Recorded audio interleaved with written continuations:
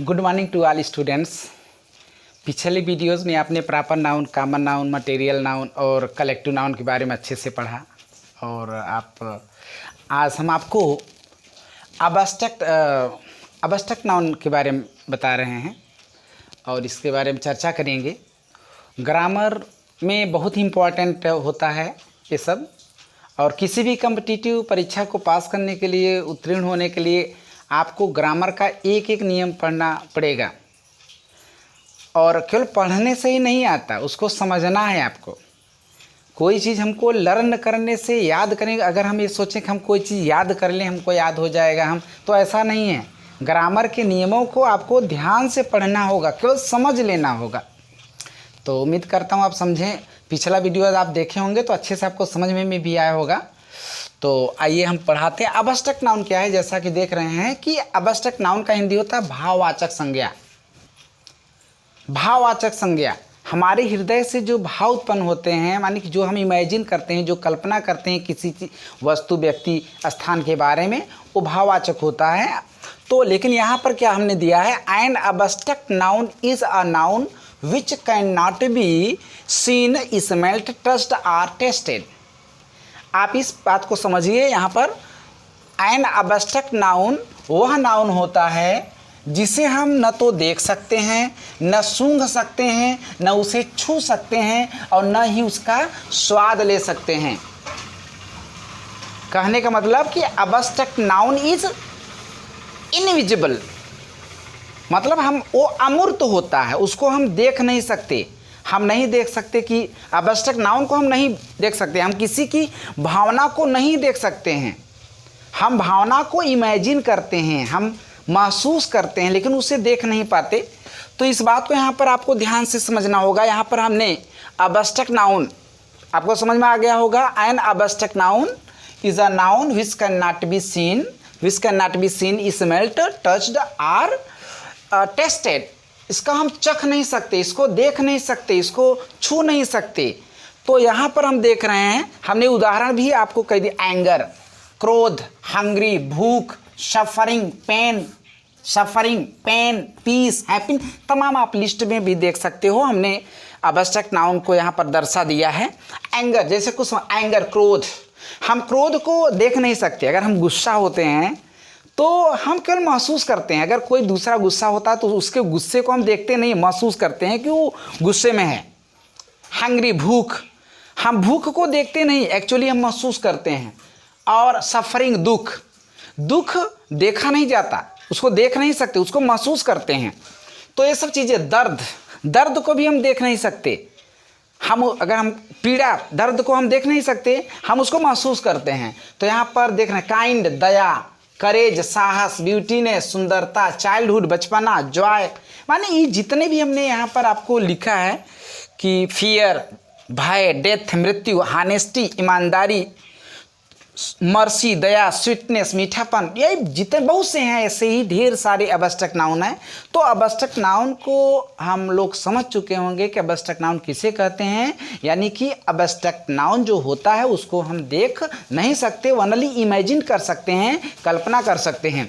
यहाँ पर हमने तो एक चीज़ और आपको पढ़ा रहे हैं, बड़े बच्चे ध्यान दें कि अब पिछले वीडियोस में हमने आपको मटेरियल नाउन के बारे में बताया था, कलेक्टिव नाउन के बारे में बताया था। फिर विशेष रूप से हम सिंटैक्स पढ़ाएंगे, करेक्शन जब बताएंगे तो विस्तार पूर्वक हम चर्चा करेंगे। लेकिन यहाँ पर आपको ध्यान देने की बात है कि अबस्ट्रैक्ट नाउन चाहे कोई हो, अबस्ट्रैक्ट नाउन के साथ सिंगुलर वर्ब का प्रयोग होता है। देखो हम यही चर्चा करते हैं कि देखो करेक्शन जब कोई सेंटेंस में करना होता है ना, तो उसमें हमको बहुत बारीकी से देखना पड़ता है को कौन सा नाउन है, यानी नाउन है कि प्रोनाउन है कि वर्ब है, कौन है, और उसके साथ कौन सा सिंगुलर वर्ब, प्लूरल वर्ब लगेगा। यहाँ आर्टिकल का प्रयोग ज़्यादातर कि अगर कोई सेंटेंस हो तो उसमें मिस्टेक यही होता है कि हम पहले देख लें कि उसमें आर्टिकल ए एंड द लगा है कि नहीं लगा है, लगना चाहिए कि नहीं लगना चाहिए, और उसके साथ helping verb, singular verb, plural verb कौन क्या होना चाहिए। तो ये बात हमको ध्यान देना चाहिए। तो मैं आपको बता देना चाहता हूँ कि अबस्ट्रैक्ट नाउन के साथ सिंगुलर वर्ब का प्रयोग होता है। हमने क्या कहा, अबस्ट्रैक्ट नाउन के साथ सिंगुलर वर्ब का प्रयोग होता है। सिंगुलर वर्ब का प्रयोग होगा। सिंगुलर वर्ब का मतलब समझ गए होंगे, इज, वाज, हैज। तो ये आपका यानी कि हेल्पिंग वर्ब यही लगेगा ना, इसके साथ यही लगेगा। लेकिन और एक चीज और बात यहाँ आती है कि माने अबस्ट्रैक्ट नाउन के साथ आर्टिकल का प्रयोग होता है कि नहीं। आर्टिकल में कहने का मतलब कि आर्टिकल में यहाँ पर आप देख रहे हैं कि मतलब आर्टिकल दो प्रकार के होते हैं, उसकी चर्चा हम एक वीडियो बनाएंगे तो उसमें अच्छे से आपको समझा देंगे। Definite article, the, indefinite article, a और एन। तो इसमें देख रहे हैं कि माने डिफिनिट आर्टिकल का प्रयोग होगा। पहली बात तो अबस्ट्रैक्ट नाउन के साथ में अब माने कि आर्टिकल का प्रयोग नहीं होगा। अगर होगा तो उसका कंडीशन होता है। तो मैं आज समझा देता हूं कि कहाँ माने कि होगा, यानी कि होगा कि नहीं होगा। तो आप इसको नोट कर सकते हैं। अगर आपको स्क्रीनशॉट मारना है तो आप मार सकते हो भाई। तो आप अब देखिए हम क्या आपको बता रहा हूं। जैसे बहुत इंपॉर्टेंट चीज़ है कि अबस्ट्रैक्ट नाउन के साथ डिफिनिट आर्टिकल द का प्रयोग होता है कि नहीं। देखिए पहला कंडीशन मैंने बताया कि नहीं होता है। जैसे देखिए मैं एक सेंटेंस दे रहा हूं आपको,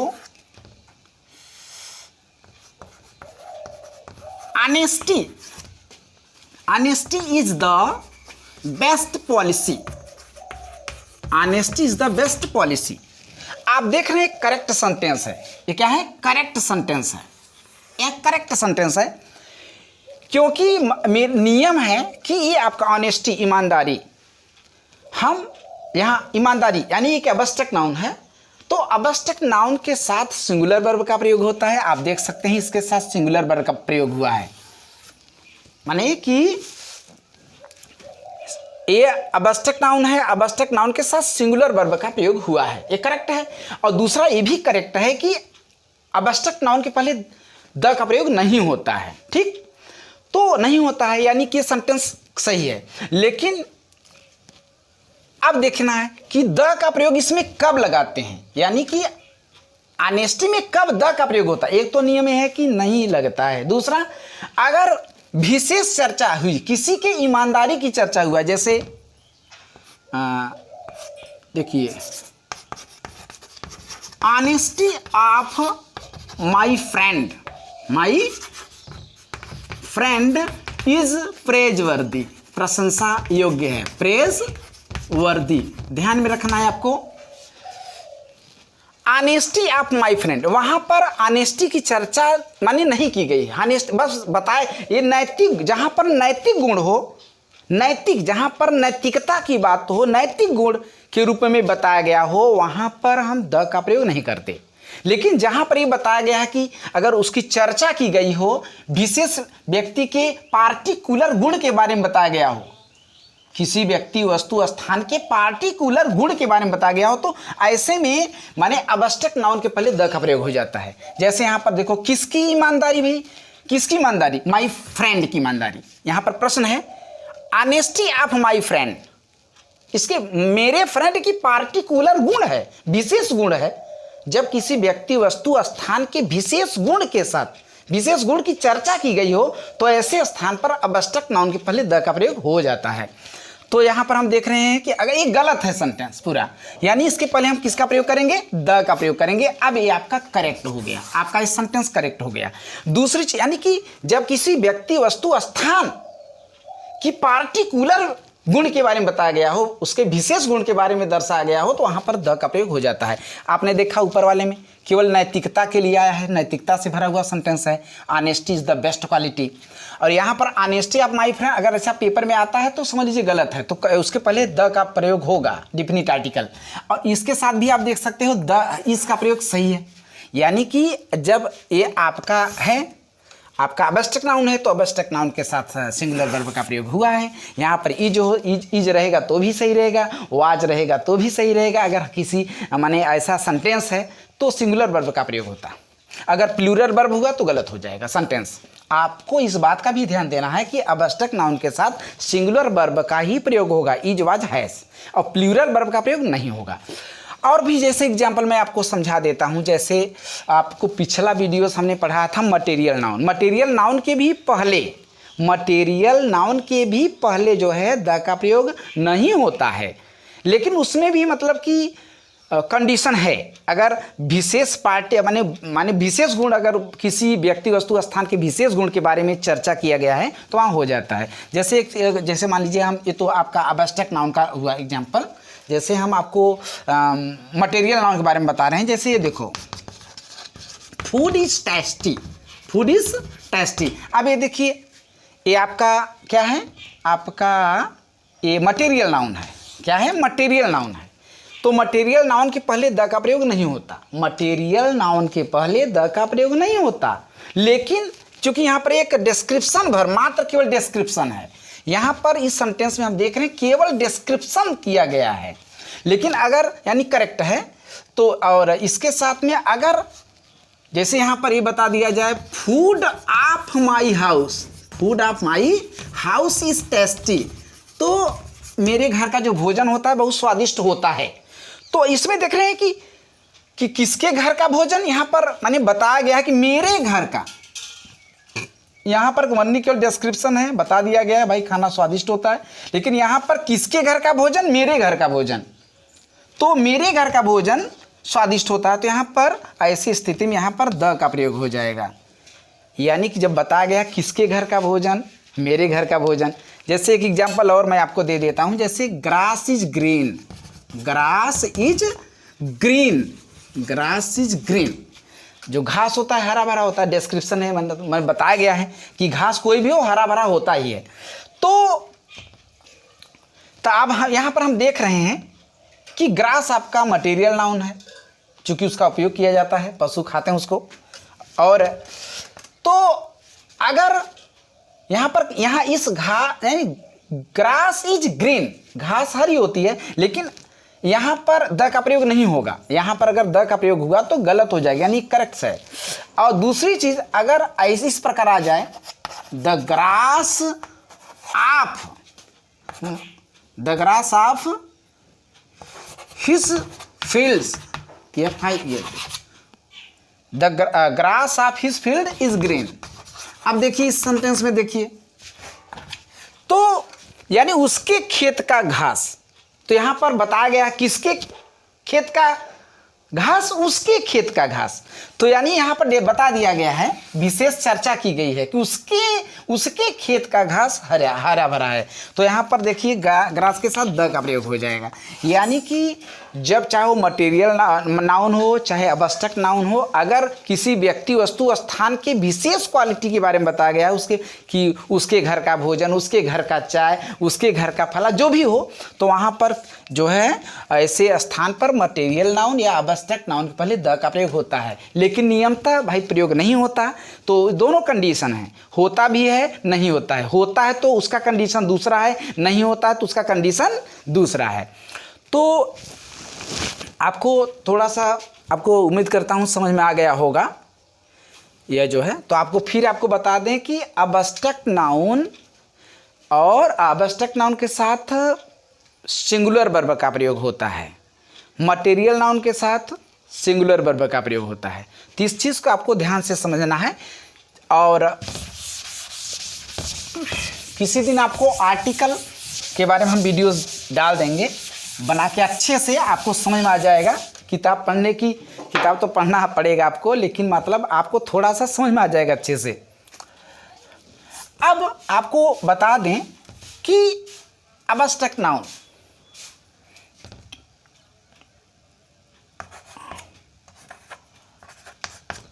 एब्स्ट्रैक्ट नाउन के बारे में हम पढ़ा रहे हैं। एब्स्ट्रैक्ट नाउन, तो एब्स्ट्रैक्ट नाउन ये कहाँ से बदल जाता है, कभी कभी हम एडजेक्टिव से भी बनाते हैं, वर्ब से भी बना देते हैं। जैसे एडजेक्टिव से बनाते हैं और वर्ब से भी कभी कभी बन जाता है। जैसे एडजेक्टिव हम लेते हैं हैप्पी, तो ये हैप्पी खुश। तो हैप्पी से जब हम एब्स्ट्रैक्ट नाउन बनाते हैं तो हैप्पीनेस हो जाता है।